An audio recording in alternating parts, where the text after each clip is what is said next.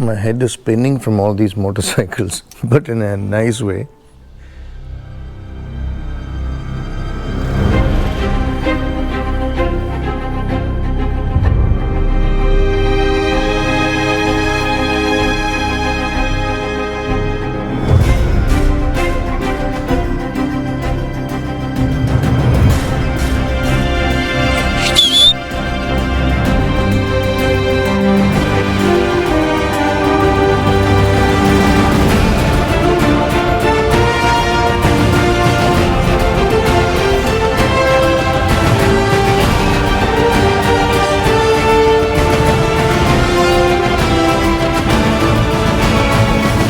Freezing cold.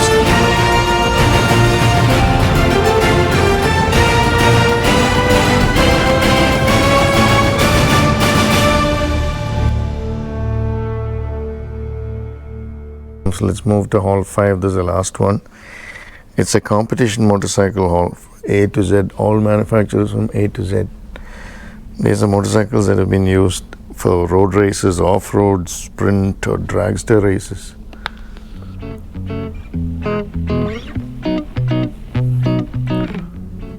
Look at that, Ted Davis and passenger cornering near the limit at Boreham, 1952.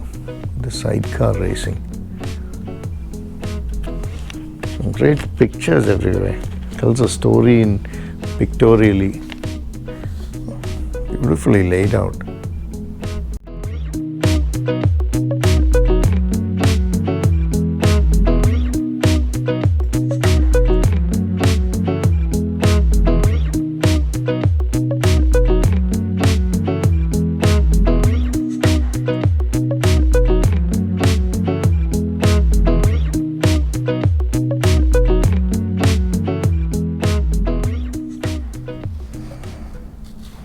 '63 Super Nero, supercharged sprint machine.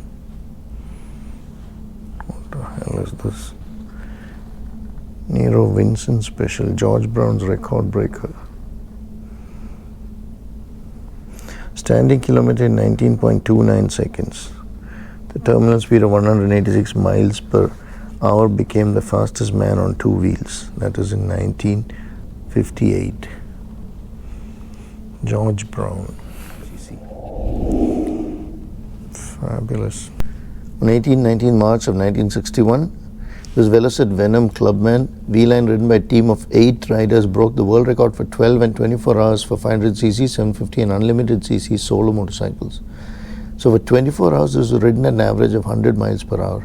The first time that 100 miles per hour has been recorded for 24 hours. So they rode it for almost 2,400 miles over a track, round and round by 8 riders over 24 hours in 1961.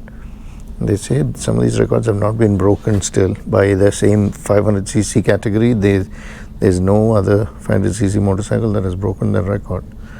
And look at this fellow, he's now resting here. It also says that apart from a minor repair needed to the gear change linkage and planned stops for tire and chain changes, the Venom ran faultlessly. Velocit Venom 500cc. This is a Sidecar by Chris Vincent. He used a Triumph in the 1962 Isle of Man Sidecar TT. He used the company's 500cc twin-cylinder A7 engine.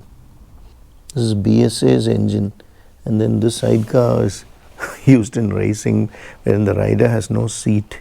He just kneels on those 2 pads there, and the other guy, his assistant, just hangs on. He just to the side of the Sidecar and keeps it in position when the vehicle in position when it takes a turn. He just hangs out onto the racetrack.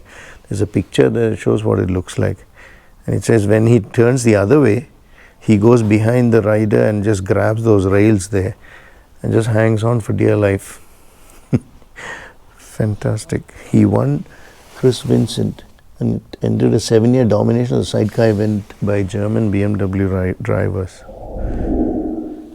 Britain's first thrust-powered motorcycle, average speed 183.29 miles per hour. Norton Streamliner Gulf, 271 miles per hour at Bonneville. World's fastest Norton. 750 Norton Commando engine. It's a class speed record for motorcycles running on gasoline in the Bonneville Salt Flats in 1970. Norton drag racer, hog sleigh, drag strip legend of the 70s. Two 880cc air-cooled overhead valve paddle twins. 320 bhp. Top speed is 180 miles per hour. 1907 6 HP Norton twin, winner of the very first Isle of Man TT. This machine is the actual winner of the multi-cylinder class of the first TT race ever to be held in the Isle of Man, the Tourist Trophy. He averaged 36.22 miles per hour and made the fastest lap of 42.91. I'm trying to figure out how this Norton twin works. 6 HP. Here you have the twin cylinders. No drive gearbox to speak of. There is a belt drive. You can see from there, there's a spare belt, and it's got brakes here, and which are front brakes. So, and the rear brakes are pedal brakes. They're here. The accelerator is through these controls, and they come up there and then connect to the cylinder here. It says that the pedals that are used just to pedal the bike around was not there when it was being raised. Of course they weren't, but that's been fitted later. And the brakes are onto this drum. The drive passes directly to the wheel. There's nothing between the crankshaft and the wheel. My head is spinning from all these motorcycles, but in a nice way. I have to leave now. It's 5:30 and the museum closes at 5:30. So I have to leave now. I'm staying close by, about 10 miles from here, closer to Birmingham. It's been a fascinating half day. Really not to be missed. Even the grounds are really nice. What you see around here is beautifully maintained and everything is spick and span. I don't know whether they get a lot of people here, but I wish they would, because these are all those motorcycle stories that need to be told. I'd love to go to Japan and see some of the Japanese motorcycle history stories. They have some stuff here for sale as well, so I'd like to buy something just as a memento. There's just not enough time. We need at least a full day, if not more. If you want to read the stories and absorb them, you need to do it softly, gently. It's just not possible to take it all in one go over 2 or 3 hours.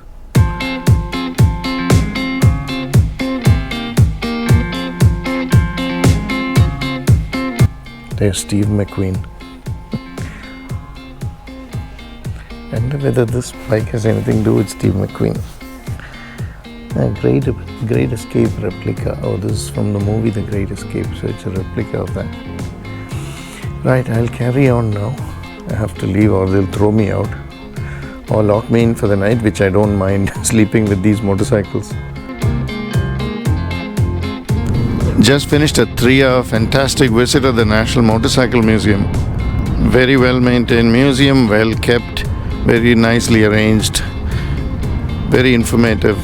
Of course, only on British motorcycles, but that's what it's about. Thoroughly enjoyed myself. I spent about 3 hours here. They've just closed. It's close to 6 o'clock now. So we are going on from here. We're staying close by, but just 20 minutes from here. So we'll see you on the road tomorrow. Bye from the National Motorcycle Museum. I'm on the M motorway. I just came out from the museum, the National Motorcycle Museum, and there's no choice but to take the M. We took the M coming in for almost an hour and 20 minutes. Oh, it was a horror show. It was terrible, really. And I vowed I would never take it again if I can avoid it. But now we're in a hurry to get to the night stop, and I don't want to try and find a route around it. So it's only about 2 miles or so on the M. We'll just now be breaking away, so this should be okay. But the traffic is frightening.